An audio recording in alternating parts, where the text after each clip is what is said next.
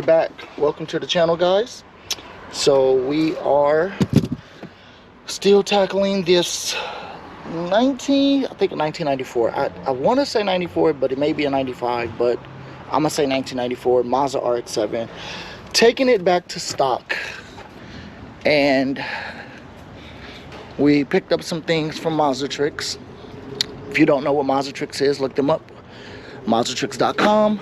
They carry everything from first generation RX-7 to second generation, third generation RX-8. They pretty much have it all your stock components and things like that. So look them up, MazdaTricks.com. So anyways, so we are back tackling this this thing here. We picked up some stuff. There's the Mazda Tricks bag that has all the goodies in it, and we are getting ready to start doing some things. We want to take this off to check. There's no water in here, obviously, nothing in there. So we want to take that off and check the thermostat. And we also got to tackle that oil metering pump. We want to pull that off, and we're going to replace the gaskets and washers. So pardon me,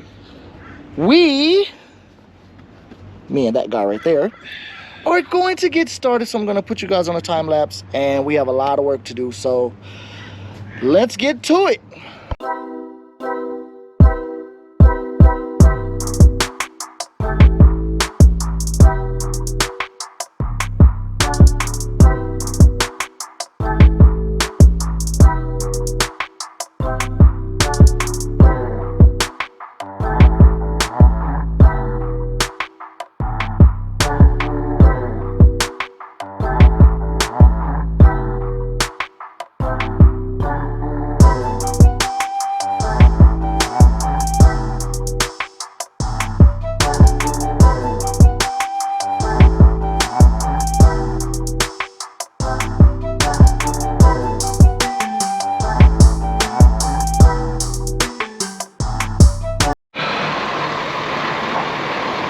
When I shake my head like this, people, this means it's bad. All right, what do we have?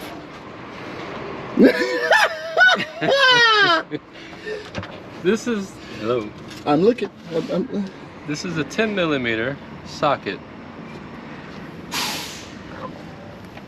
Down here is the oil metering pump lines.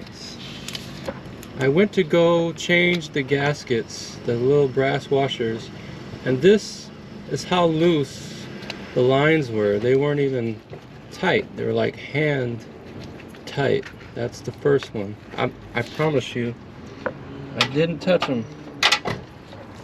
And let's just check the second one. I haven't gotten to it yet. Look at that. Oh my God. Now, you know, we were looking at this the other day and we said, man, there's a lot of leaks here. And so we bought new brass washers and things like this, but had no idea that these were just finger tight. So yeah, craziness. People, I have no words. I have no words. I literally have no words. Just no words. So we are still going to tackle this. We are finding things that just needs to just be addressed and fixed. Even on day two. Day two. On day two, we are finding. See, if this was our vehicle, we would go through the entire vehicle, check everything, replace things that need to be replaced to make sure, especially your oil. You do not want your oil in a rotary engine to leak. Especially the oil to the jets, though. That's the internal part of your engine. That little squirters needs to be lubricated. It needs to be functioning. And if those are not working, that means that there's no oil going into the motor to lubricate your seals, like your apex seals, your side seals, your oil control rings that are on the rotor. If those are not being lubricated properly, catastrophic failure And this is a new engine. on a brand new engine. So I'm glad we found that. We are going to put you back on a time lapse, and we're going to continue finding things that need to be fixed. Sure.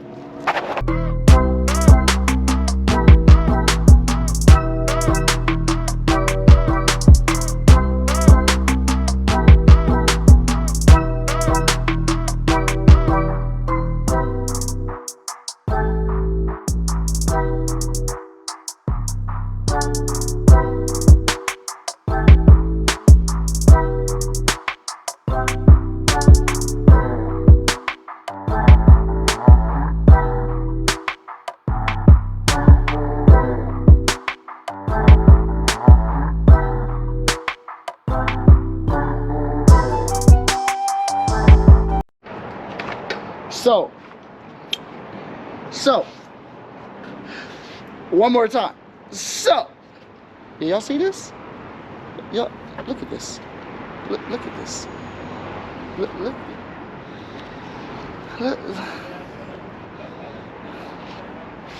Ooh. Ooh. You know when you're trying to find the words for something, but you can't find the words, and all that comes out is...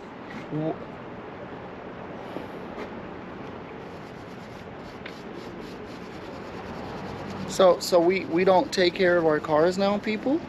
This is what we do. We leave old, decrepit, crusted... I'm not judging.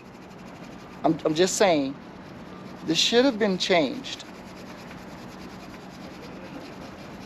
Yeah. But that's what we're here for.